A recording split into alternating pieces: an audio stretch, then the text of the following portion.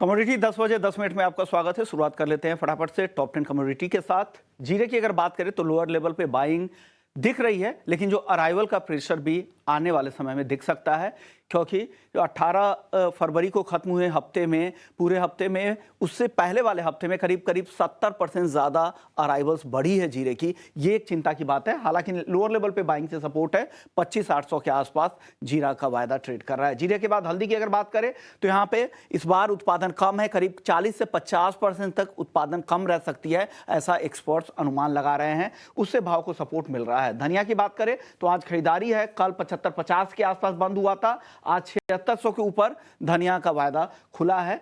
हल्की तेजी यहां दिख रही है। ग्वारसीड ग्वारगम आज दायरे में है, कल 1.5% के आसपास की तेजी दिखी थी, 10,400 के नीचे आज ट्रेड कर रहा है। ग्वारसीड 5,300 रुपए के आसपास। कैस्टर की बात करें तो यहां पर भी हाजिर में डिमांड अच्छी है, नई बाइंग लौटी है, उसका यहां पर सपोर्ट मिल रहा है और कल 3% की मजबूती यहां पर दिखी थी। कैस्टर के बाद सनफ्लावर ऑयल की अगर बात करें तो 840 के ऊपर है, यहां पर धीरे धीरे खरीदारी बढ़ रही है। इसके अलावा 8वां काउंटर होगा कॉटन केक, जहां पर अच्छी तेजी अब दिख रही है 2600 के ऊपर। जैसे जैसे कपास की आवक कम हो रही है, उससे यहां पर फायदा मिल रहा है और कपास भी अब बढ़कर 1575 के आसपास आ चुका है। लेकिन मेंथा ऑयल दायरे में फंसा हुआ है। एक मुनाफा वसूली के बाद अब तेजी थमती दिख रही है, 905 के आसपास मेंथा ऑयल वायदा ट्रेड कर रहा है। हमारे साथ stvan.com से दीपेन शाह हैं। शुक्रिया दीपेन, आपने वक्त निकाला हमारे लिए। सबसे पहले आपसे जीरे पर राय जानना चाहेंगे।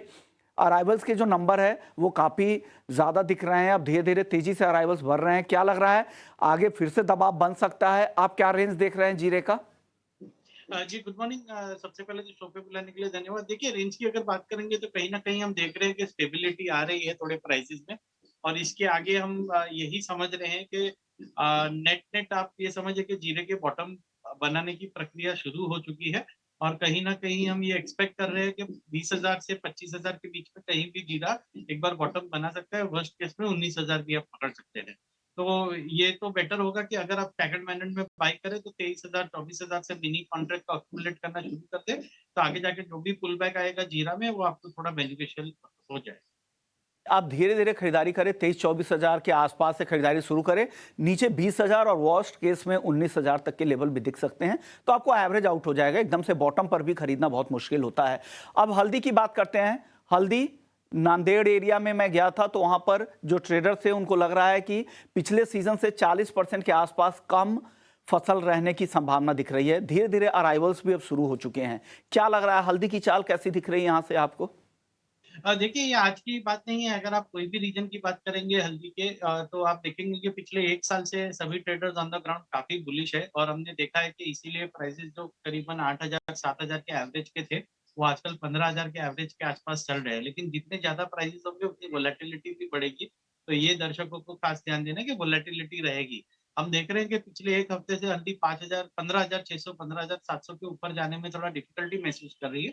लेकिन उसी के साथ 14,000 पे सपोर्ट भी ले रही है। तो अगर आज ब्रेकआउट आता है 15,700 के ऊपर, 800 के ऊपर, तो मोमेंटम बिल्डअप होगा और जैसे आपने बताया है कि पूरे सीज़न में सभी ट्रेडर्स का एक्सपेक्टेशन है कि हल्दी शायद 18,000 से 19,000 जो अपने नए लाइफ टाइम हाइज़ है, वो भी एक बार बना सकती है। तो आप स्ट्रिक्ट स्टॉप लॉसेस के साथ डेफिनिटली हल्दी में खरीदारी करने की कोशिश करें। यानी आपको खरीदारी की कोशिश करनी चाहिए। 15,700 ये जो हर्डल है, इसके ऊपर जाएगा तो एक बड़ी तेजी की भी संभावना दिख रही है।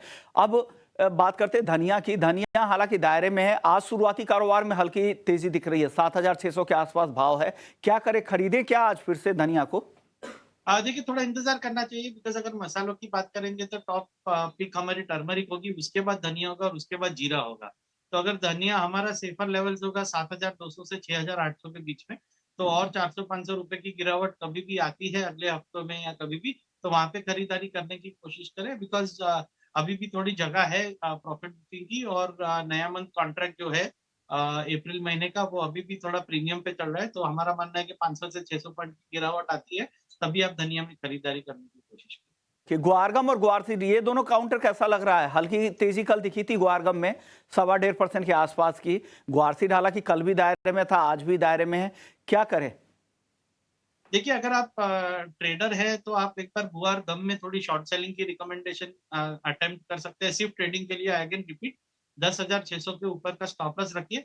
नीचे में हमारा मानना है कि यहाँ पे भी आपको थोड़ी गुआर गम में भी अभी और एक 700-800 पॉइंट मतलब 9,200 के आसपास के टारगेट्स आपको देखने मिल सकते हैं। और गुआर शीट की बात करेंगे तो वहाँ पे शॉर्ट सेलिंग की रिकमेंडेशन नहीं है, लेकिन 5,150 से 5,200 के आसपास सपोर्ट है, तो वो सपोर्ट के आसपास आप खरीदारी करने की कोशिश करें। थोड़ा अभी इंतज़ार करें, वो ज़्यादा बेटर है। कपास और कपास खली ये दोनों काउंटर कैसे लग रहा है? जैसे जैसे अब अराइवल्स कम हो रहे हैं, लग रहा है दाम अब तेजी से बढ़ेंगे। क्या लग रहा है आपको? क्या तेजी से बढ़ेंगे दाम, या अभी भी आपको लग रहा है प्रेशर और बिल्ड हो सकता है आगे?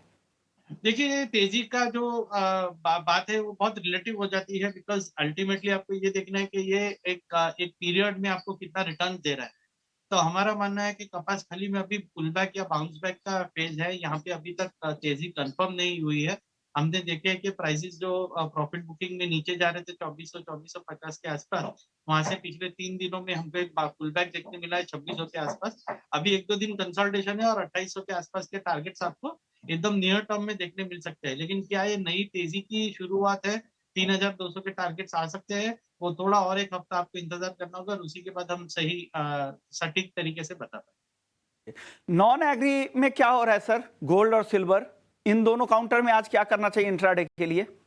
देखिए, इंट्राडे के लिए सिल्वर में आप खरीदारी करने की कोशिश करें, 70,600 के स्टॉप लॉस के साथ आप सिल्वर में खरीदारी करने की कोशिश करें। हमारा मानना ऐसा है कि 71,800 से 72,000 के लेवल्स आपको फिर से देखने मिलते हैं, तो आप वहाँ पे प्रॉफिट भी बुक कर लीजिए, बिकॉज़ ये रेंज में ट्रेडिंग है, तो रेंज में लोअर एंड जहाँ पे भी मिलता है वहाँ पे खरीदारी करें और ऊपले एंड पे आप अपने प्रॉफिट को बुक कर लें।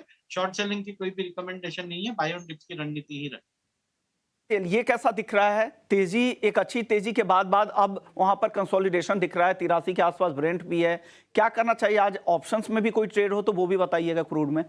जी, डेफ़िनेटली 6,500 के पुट को आप खरीदारी करके चल सकते हैं। अगर समझिए कि 180-200 पॉइंट का प्रीमियम आपको ज़्यादा लगता है in terms of the contract value, तो आप मिनी कॉन्ट्रैक्ट्स को भी शॉर्ट सेल कर सकते हैं। 6,650 के आसपास का स्टॉप लॉस रख के, तो आपका स्टॉप लॉस सिर्फ़ ₹1,500 का हो जाएगा मिनी कॉन्ट्रैक्ट में। तो फिर आप अपने रिस्क के हिसाब से वो मिनी कॉन्ट्रैक्ट को जितने चाहिए उतने आप शॉर्ट सेल कर सकते हैं। तो आपके पास दोनों ही ऑप्शन है, या तो डायरेक्ट क्रूड बड़ा मेगा शॉर्ट सेल कर सकते हैं 6,650 के स्टॉप लॉस के साथ, या मिनी शॉर्ट सेल कर सकते हैं 6,650 के स्टॉप लॉस के साथ, या 6,500 का पुट लेके आप चल। सारे ऑप्शंस बता दिए दीपेन ने, या तो 6500 के स्ट्राइक की पुट खरीदे, या फिर मिनी या फिर मेगा, दोनों में आप यहां पे शॉर्ट पोजीशन बना सकते हैं। अब आखिरी सवाल बेस मेटल्स को लेकर होगा। क्या लग रहा है आपको, जो चाइना की तरफ से जो लेंडिंग रेट्स में कटौती की गई है, उसका कुछ फायदा मिलेगा यहां पर मेटल्स को? हालांकि वो मॉर्गेज बेस्ड जो लेंडिंग रेट्स है उनमें कटौती की गई है, जो कंज्यूमर कॉर्पोरेट लोन वगैरह में तो कटौती नहीं हुई है। क्या लग रहा है उसका फायदा मिलेगा? मेटल्स की चाल आगे अच्छी दिख सकती है आपको? कुछ पसंद है दिन के लिए? देखिए, हमने देखा कि बेस मेटल्स में पिछले 1 साल में जो भी खबरें आई है उसकी बहुत ही लाइव बहुत ही शॉर्ट होती है। एक दिन से मैक्सिमम 2 ट्रेडिंग सेशन में उसका इम्पैक्ट दिखता है और फिर मार्केट फैक्टर्स अपना रोल ओवर कर लेते हैं।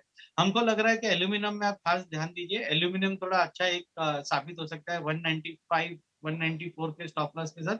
एल्यूमीनियम मिनी में आप खरीदारी करके चले 198 के आसपास काफ़ी समय से ये सपोर्ट रहा है। तो अगर 194 ब्रेक नहीं होता है तो हम एक्सपेक्ट करें कि फिर से 202 और 206 के टारगेट्स देखने मिल सकते हैं। तो एल्यूमीनियम मिनी में आप खरीदारी करने की कोशिश करें, ये एक अच्छी रणनीति साबित हो सकती ओके, एल्युमिनियम मिनी खरीदने की सलाह। 202 पहला टारगेट है, 206 रुपए दूसरा टारगेट है, लेकिन स्टॉप लॉस का भी ध्यान रखिएगा। शुक्रिया दीपेन जी, आपने वक्त निकाला। है। कमोडिटी 10 बजे 10 मिनट में इतना ही।